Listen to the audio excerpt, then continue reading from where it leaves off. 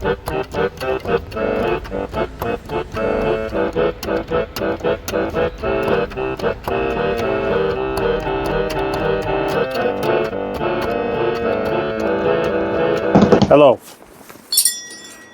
Let's talk about Bill. The car behind me is called Bill. Also, the cook, the thief, his wife and her lover. But that's too long a name, so it's Bill for short most of the time. So if I don't refer to it as the cook, the thief, his wife and her lover very often, it's because of that. And today marks the start of something rather special with this car. And that is me making my mind up for definite about where the direction of this car should go. So 3 possibilities. The first one is to work on the paint, on its Tahiti blue paint, respray bits of it, lacquer bits that need doing it, and try to restore it back as best as possible to what it looked like when it came out of the factory. The second possibility would be to actually go for a kind of odd rat look, which would be to smooth all the bits down, make sure it's all protected and lacquer it all, so it constantly looks like it's in the process of being restored. The third option is one I'm quite keen to try out, and that would be to smooth every single bit of it over the course of the next few months and then choose a different colour altogether, but one that is not standard but would really bring this car alive. Like trophy blue, or even a non-standard colour. I don't mean yellow, but there's a particular Peugeot blue knocking about at the moment that's like trophy blue, but even better. Anyway, the plan is to, over the next few months, to have all these videos in small segments so that I can keep posting and then do a big, full video of it going from its current state to its proper restoration. What do you think about that? It means you get to see some of it now. Things to consider whilst deciding what to do with this car. If it goes back original, it's more desirable to more people. If I do my own thing with it, it's more desirable to me. Am I going to keep it or not? Hopefully. Anyway, in an attempt to not annoy people and just give you exactly what you want, I'm going to tell you straight away what I'm going to do with this car rather than keeping you hanging on. So those that aren't interested can just watch something else. Tahiti blue, it's going to remain. With one small reason. Oh gosh, it's bitter today. There won't be any paint actually today, but there will be in this video. To my mind, the most interesting colours that Rover came up with were after this car had already been made. So yeah, okay, Tahiti blue is a nice colour. Nightfire red is a nice colour. But the rest of what they did at the time was kind of just what they'd already done before and just block colours. It wasn't really very exciting at all. And that's one of the reasons why I got thinking about having one of the more modern colours on this car. But then again, that's a bit like having more modern wheels on it. So I'm going to go with Rover knew best at the time. And quite simply, the one thing that spoilt these colours were just people not looking after the paint in the first place, because if you look at Tahiti blue or Nightfire red, when it's in really nice condition, it's they're both excellent colours. It's just that by the time most people were interested in these cars, the paint were already knackered.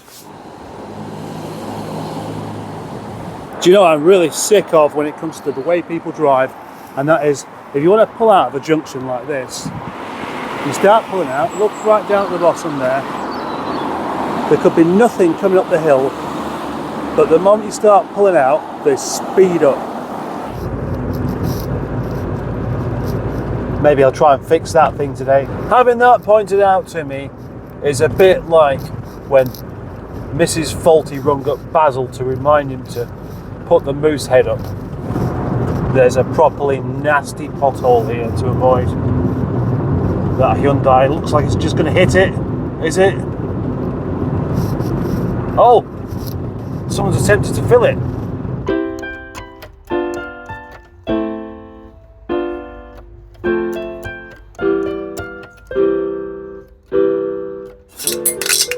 Empty. I've got a full one in here somewhere. I've got a full tin of lacquer, and all I have you seen it? I'm just having one of those times really where everything I need seems to have gone missing.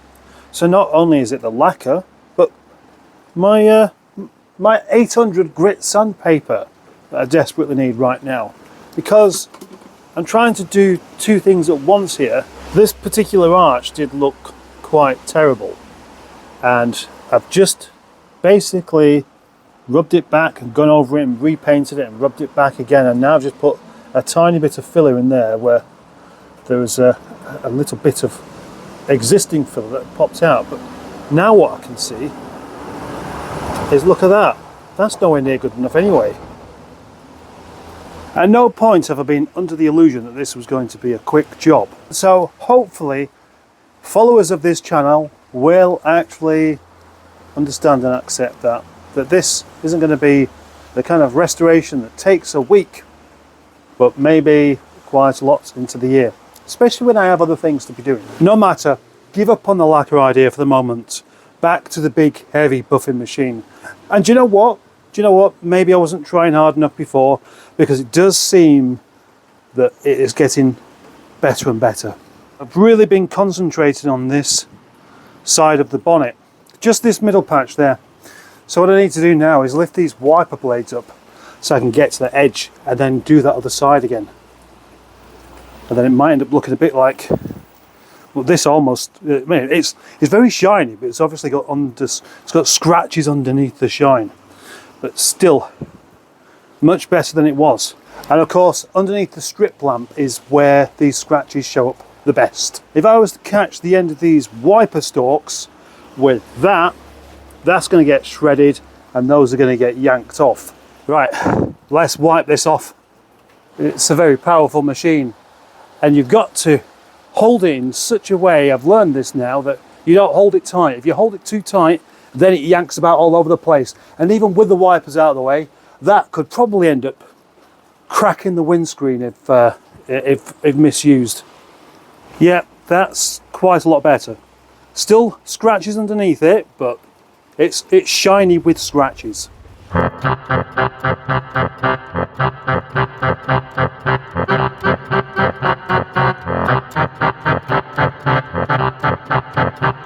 Shiny, but also rough. Just as I like it. Actually, if you look at it from this angle, it looks great, doesn't it? Looks fine there. Just don't look at it too closely up there.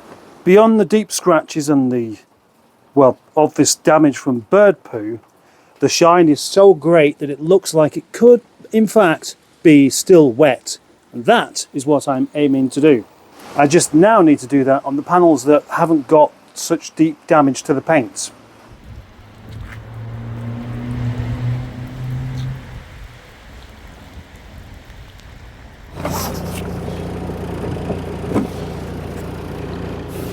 It's unfortunate that, oh balls, I forgot about that. The bloody dangly thing as well. I don't think this car originally had a high level brake light to start with, and it's just been retrofitted. But anyway, I forgot about that, too busy doing other things. Not only that, my other microphone, you see there's got a clip on there, so you can clip it on. My other one's snapped. I've got to try and fix that as well, yeah. It's just every time you start doing something new comes along that stops you from being able to just make some decent progress. And so for the moment, that is me signing off until next year.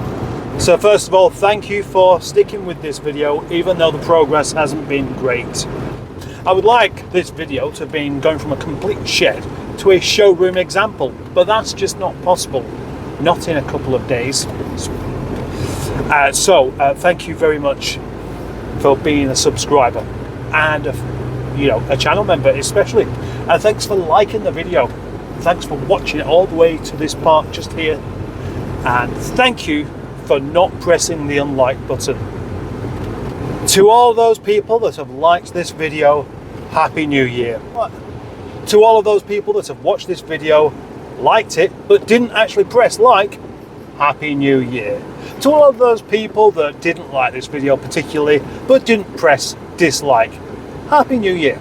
And to all of those people that didn't like the video, pressed unlike,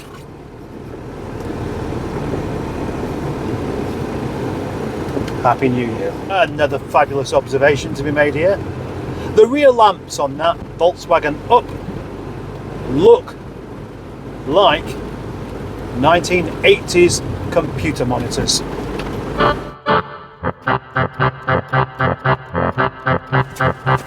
Now, Bill here has been getting plenty of attention recently to do with the paint and the polish, the finish, etc. As you can see, but well, it's too cold for really painting. It's too cold for doing anything, but it hasn't stopped me. That rear panel there, the bit you can see in green, I've gone over that a few more times because it looked really misshapen, but where it has been repaired before, it has lost some of its definition. So I need to think of a solution where I can make this better all by myself. So, just to show that I am thinking straight here, I have got an idea. This is the first bit.